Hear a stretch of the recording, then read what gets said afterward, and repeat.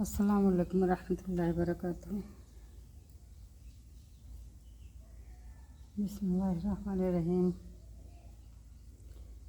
الحمد للہ رب العالمین والعاقبۃ للمتقین والصلاۃ والسلام علی سید المرسلین وعلی آلہ وصحبہ اجمعین، اما بعد۔ علم دین کی اہمیت۔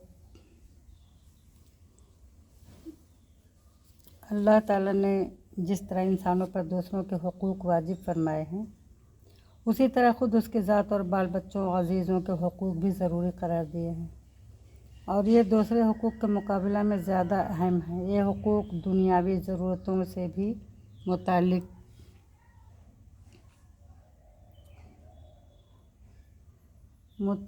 ہیں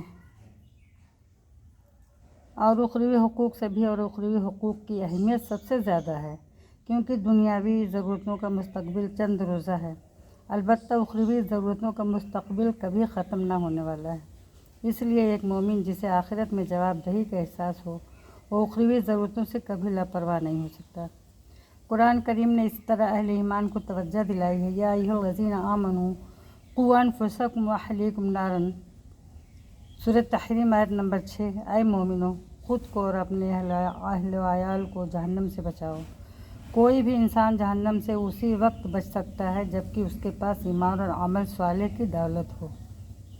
ایمان کہتے ہیں قرآن و حدیث میں جتنی باتیں بتائی گئی ہیں ان سب پر ایمان لانا اور ان کے خلاف ایک جملہ بھی زبان سے نہ نکالنا۔ بسا اوقات انسان لا علمی میں یا غصے میں یا کبھی ضد اور عناد کی وجہ سے ایسی بات بول جاتا ہے کہ ایمان سے اس کا رشتہ ختم ہو جاتا ہے۔ معلوم ہوا کہ ایمان کو بچانے کے لیے اس کا تفصیلی علم ضروری ہے، اور یہ بغیر علم دین کے ممکن نہیں ہے۔ اسی طرح عمل صالح کہتے ہیں کہ وہ کام اللہ کے حکم سے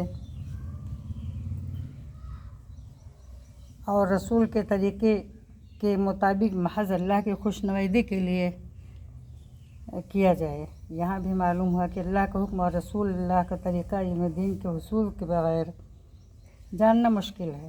اسی لیے ہر مومن کو علم دین کا حاصل کرنا انتہائی ضروری ہے، اور جس طرح خود علم دین حاصل کرنا ضروری ہے، اسی طرح آیت کریمہ کے حکم کے مطابق اپنے اہل و عیال کو بھی علم دین کے زیور سے آراستہ کرنا ہماری ذمہ داری ہے۔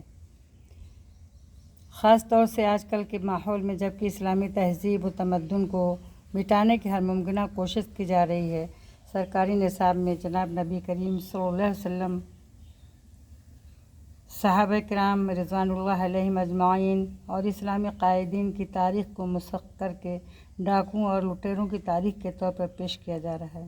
اگر ہم نے ایسے حالات میں ذمہ داری اور بیداری مغزق کا ثبوت نہیں دیا اور اپنے بچوں کو ایسے اسکولوں اور کالجوں کے حوالے کر دیا جہاں ایسے نصاب کو پڑھایا جاتا ہے جو ہمارے دین ایمان کے لیے خطرہ ہو، تو ہمیں آخرت میں اللہ کے حضور جواب دہ ہونا ہوگا۔